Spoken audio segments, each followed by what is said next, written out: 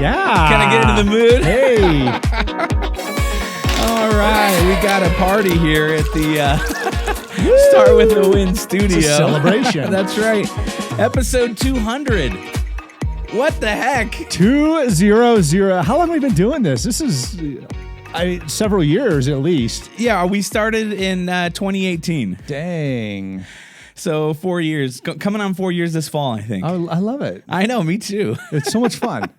We're on our 200th episode, 200 episodes, which Bam. is crazy. And so we kind of ended, I remember way back in the day, our 100th episode, we had Gary Vaynerchuk on. Yes. And that was a fun, like 100th episode, like really cool. And obviously he's a celebrity Right. In the business world. So that was fun to have him on. But I was kind of looking back at the last 100 episodes that we've had and who we've had on, and I've kind of picked my top 3 that I have really enjoyed. So, do you have a couple? I have 3 also. Oh, okay. Look at this. Hey. 3 and 3. Look at that. All right. So one of my favorites from this past round of 100 episodes, Yes. was episode 110 with Apolo Ohno.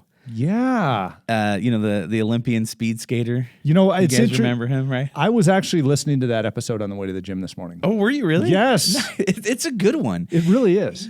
It wasn't clear to me at all times that this was something that I was going to do for the rest of my life. So luckily, my father was there to kind of provide those guardrails as I was this ping pong ball just going back and forth towards that end goal, which was eventually to make the Olympic team. And I think there's a lot to be learned from those athletes who compete against themselves, especially in the sense of as business leaders. My niece is a swimmer, and she really just competing against herself, right? It's like her last time, like she's trying to beat her last time. I think as an entrepreneur, right, we have to battle ourselves of our thinking, our mindset, our motivation, all these things that we're constantly in competition with ourselves to say, all right, like, can I be 1% better this next day? So that was my one of my favorites from this past year. What about you? What's on your top 3 list? Okay, so I started, and I loved this past 100, like you mentioned, starting with Gary Vaynerchuk.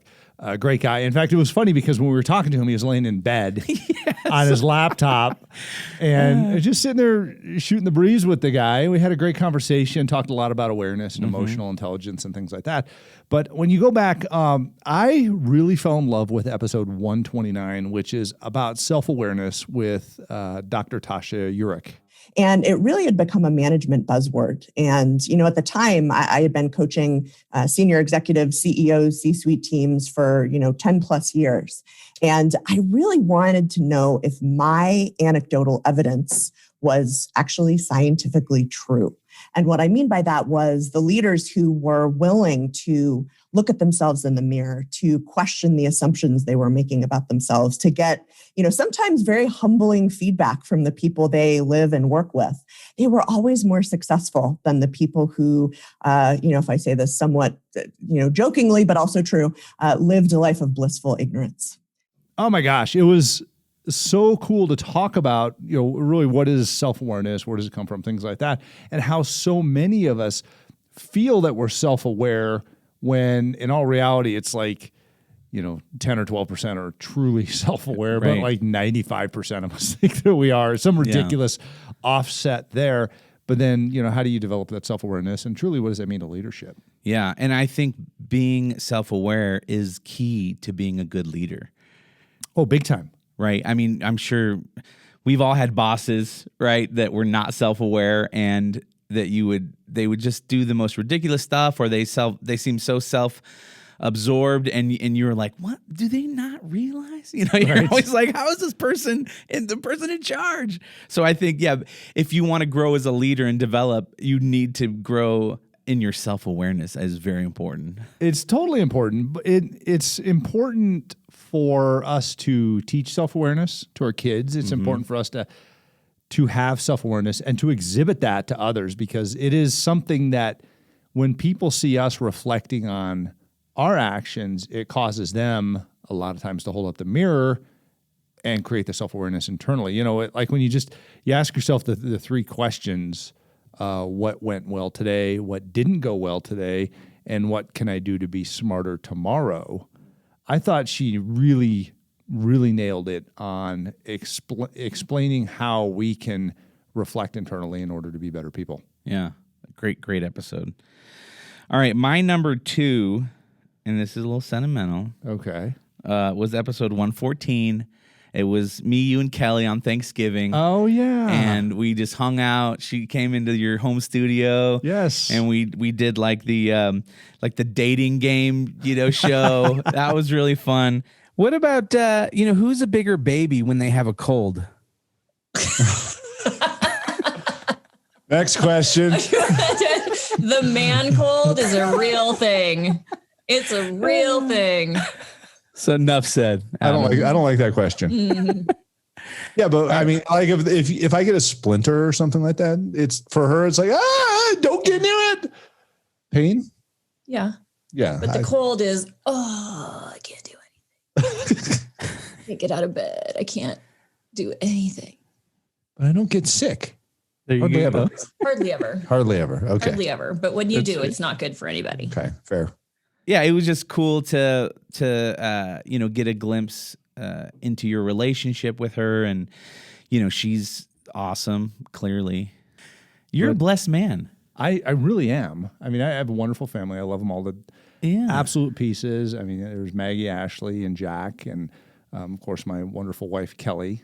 So we're very happy, and I'll tell you what though, Mark, every great thing comes from a lot of great work. Mm-hmm. And that's something that I've truly realized in life. I mean, we've all neglected certain things in our lives that we look back on and, we can regret or we can realize and learn from. I don't regret it, but I realize and learn from where I can be a better person. Yeah. And I pour everything I have into my family in order to be the best I can be. Yeah. So it's just, again, self-awareness. That's right. So, all right, your top second episode. Okay, my second episode, I'm going to say episode 163 with General Martin Dempsey. We're all in this together, the leaders and those who follow them. We all have something to contribute. And in fact, if we don't both contribute, we're not going to get done what we need to get done. And even if we get it done, it's not going to make the organization better. So I came up with No Time for Spectators, the idea being we're all in this thing together. And, the old Teddy Roosevelt, man in the arena, well, we're all in the arena now. And so that's how I came upon that idea. I asked him about the impact of leadership, and he gave me a John Madden quote that I remember very well, and that's that leaders have to look for the things they don't want to see and listen for the things they don't want to hear. All right, that's a good episode. All right, my number 3 was 165, episode 165, and that was with John Acuff. I commissioned a research study with a PhD named Mike Peasley. We asked 10,000 people if they struggle with overthinking, and 99.5% of them said yes. So, and that was before 2020. We did that in 2019. 2020 was catnip for overthinking because right now, everything is a thing. The joke I've been doing is like the other day I met somebody new and they went to shake my hand, and right before they did, I thought, should I refuse? Should I fist bump? Should I twist at the waist and give them an elbow? Because the hips don't lie. Should I shake their hand, but then put my entire arm into a vat of hand sanitizer as if to say, excuse me, while I scrub off this deadly pandemic you just tried to murder me and my grandparents with? And then I looked around the room and was like, are other people shaking their hands here? What does that say about us politically? Do you know what I thought about 2 years ago when somebody tried to shake my hand? Nothing. I shook their hand. 99% of your life, Adam, you've never thought, which aisle do I walk down in which direction in a grocery store? But now everything has extra thought. And so that's when overthinking gets in the way. And then I went to the marketplace to check it and said, well, there's a lot of resources about overthinking, but most of them say, stop it, stop it, stop it. But why would I ever turn off this thinking machine? I'm good at thinking, what if I thought good things, not bad things? Because you and I have the benefit of growing up in the age of neuroplasticity, which is the science that teaches us you can physically change your brain by changing your thoughts. So if we know that's true, it means if you can worry, you can wonder. If you can doubt, you can dominate. If you can spin, you can soar. What if you could turn overthinking from a super problem into a superpower? And that's, once I had those 3 things in place, I knew, okay, I'm going to spend years of my life exploring, researching, writing this idea. And then I'm going to spend years of my life talking about it. And so it was just fun to have him on the show. And he's just a funny guy, and I loved it. So Awesome. Yeah. Yeah. I'm going to go back to one that not that I've mentioned yet, but I talked about in one of our other episodes earlier today. But I really loved episode 183, Excuses Are the Killers of Leaders with Don Yaeger. So then it's my turn. And I decide I'm not going to let him dunk on me. So I back off. And Jordan looks at me and he goes, "Are you really going to give me this shot?" And I looked back at Michael Jordan and I said, "I don't think you have it in you." Oh. And everybody starts going, "Oh," and he goes up, takes a shot, and he misses. And I get the rebound. And I go back outside the 3-point line, and Jordan looks at me and he goes, and I look back at him and I said, "Aren't you going to return the favor? Like, be a bad defender like I was. Back off." And he said, "I know you don't have that shot in you." And as he said that, I jacked it up for 26 feet, nothing but net. Became only the 6th player to ever score on Michael Jordan at the event. Don is just a super cool dude. Yeah, he's so cool. And then freaking the story about him scoring on Michael Jordan. I know. Like, really? Like, what a great, I got American Idol to add to my life bio. Like, that's pretty cool, But he's got freaking, I scored a point on Michael Jordan. He didn't score in his one, life he bio. scored 3 points. That's right, 3 points. He scored a 3-pointer, nothing but net from 20, I think it was like 26 feet or something like that. He says, I encourage everybody to go back and listen to it. It's just a phenomenal episode. By the way, Don is the author of 11 New York Times bestsellers. Yeah, and he's a champion. The guy is full of wisdom and stories. He's a master storyteller. In fact, speaking of that, he says that storytelling is the currency of kings and queens. And the way that the man orates is incredible. Yeah. So Don also had another lesson for me. I mean, this episode is full of leadership lessons and talking about failure and things like that. And I loved it. Because he said that extreme high performers don't compare themselves to others. They compare themselves to their own potential. Let me say that again. Yeah. Extreme high performers don't compare themselves to others. They compare themselves to their own potential. Here's one more from Don. And this is from Michael Jordan. A loss is not a failure until you make an excuse. Yeah. A loss is not a failure until you make an excuse.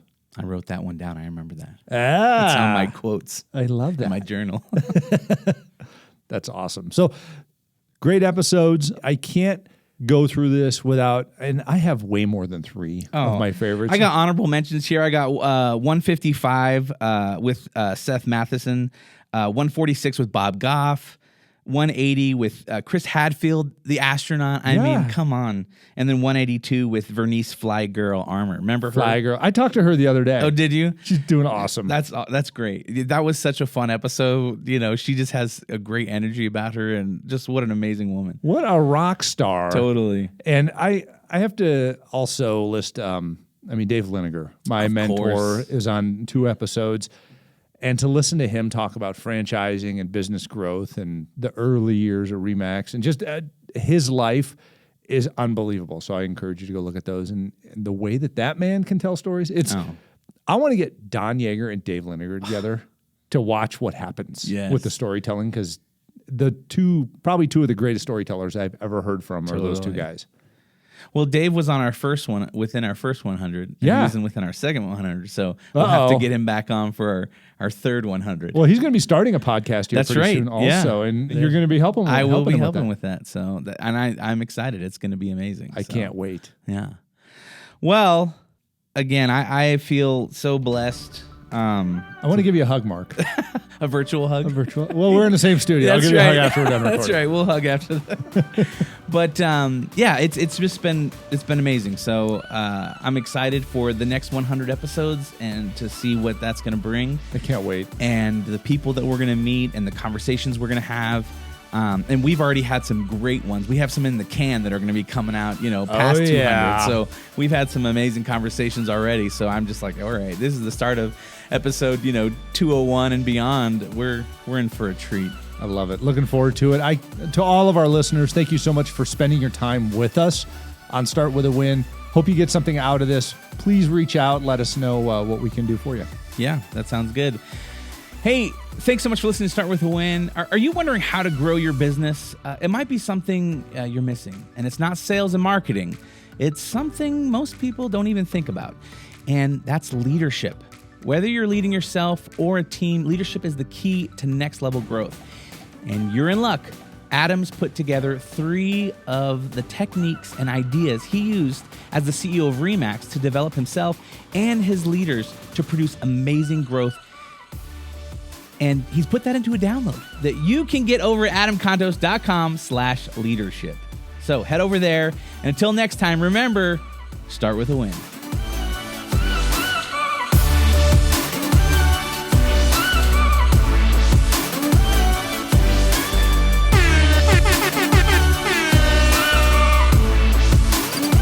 Mark got some new sounds on the soundboard. 200.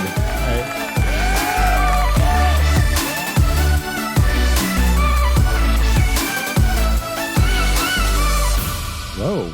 Boom.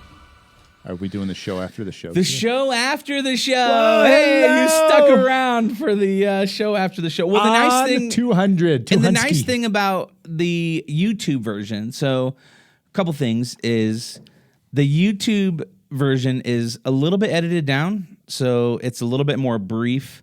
So if you don't have 20 minutes, then you can get it in 15. James cuts it down.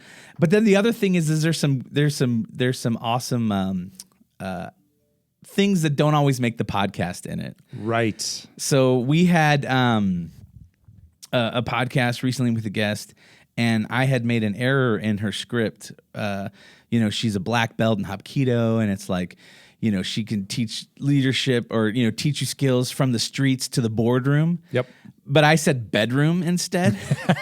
The Art of Badassery. That's right, Art of Badassery. Yes, is her book that's coming out. She was a badass. She was. But anyway, so I said, from the streets to bedroom in the intro, and it got everybody cracking up, and she was like, it's boardroom. And I was like, laughing, and it was funny. We cut it out of the audio version, but kept it in the YouTube version. So, That's funny. It's an extra treat. So you stuck around for this, and yeah. So Adam. Yeah, Mark. Let's see here. What do you have going on? What do I? Just a flyover of where we all are in leadership real quick is if you take a look at the way the economy and business was operating in 2015 to 2017, people were killing it. We had hockey stick growth. We had a lot of IPOs, SPACs, private equity investment, just a ton of money, massively increasing valuations, and people were getting lucky in their success. Okay. I mean, everything was doing wonderful.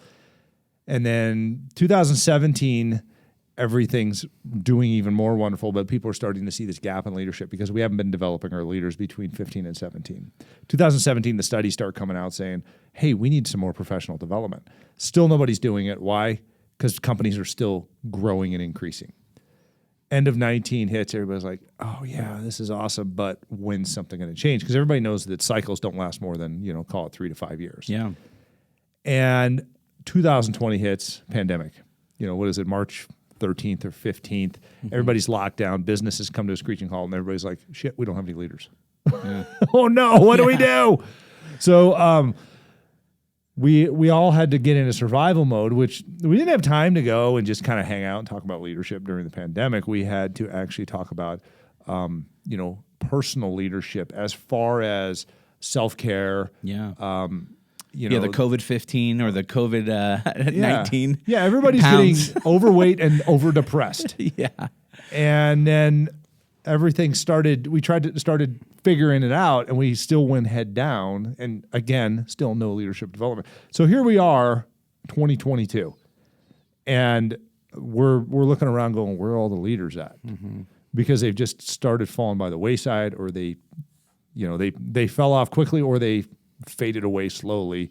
A few worked on their leadership, many did not. So we've gone back and researched what are those soft skills of leadership, the leadership skills, if you will. You've got the hard skills, the tactical skills of doing your job. People know how to sell and market and adjust business principles, but they don't know how to adjust people principles.